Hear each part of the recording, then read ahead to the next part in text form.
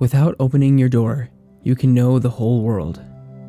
Without looking out your window, you can understand the way of the Tao. The more knowledge you seek, the less you will understand. The master understands without leaving, sees clearly without looking, accomplishes much without doing anything. There is a big difference between knowledge and wisdom.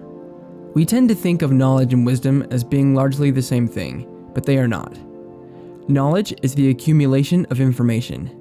Wisdom is the ability to apply knowledge with good judgment.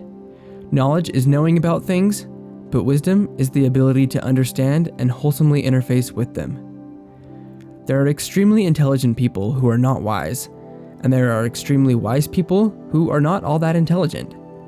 Knowledge will not make us wise. Actually, knowledge can work against wisdom if we are not careful. Albert Einstein once said, "Any man who reads too much and uses his own brain too little falls into lazy habits of thinking."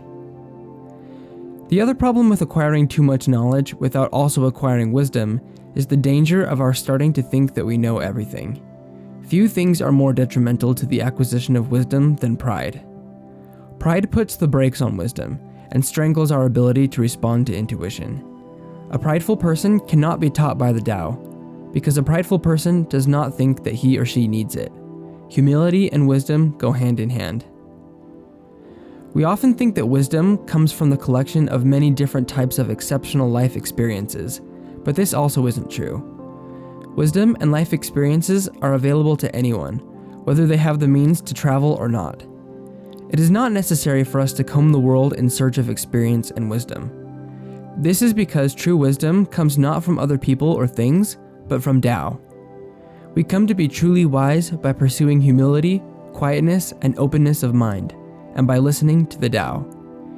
Immanuel Kant, one of the most influential philosophers of the Enlightenment, famously never left the city limits of his small German town, and yet his theories were immensely instrumental in the construction of modern philosophy. You may agree or disagree with Kant on numerous things, but it is hard to ignore the philosophical breadth of his work, all from a person who literally never got more than 10 miles away from his house. If you are interested in cultivating greater wisdom, the place to start is not in books, in travel, or in the meeting of other people. These things can append your knowledge if you can properly apply them. But if you are interested in becoming wise, the thing to do is to start carving out regular time to interface with Tao. Meditation is a great way to do this. If you're religious, you can use prayer. Open and honest contemplation also yields good results, just as long as you remain open to being taught by Tao. Thanks for watching, and I will see you all next time for Chapter 48. Peace and blessings.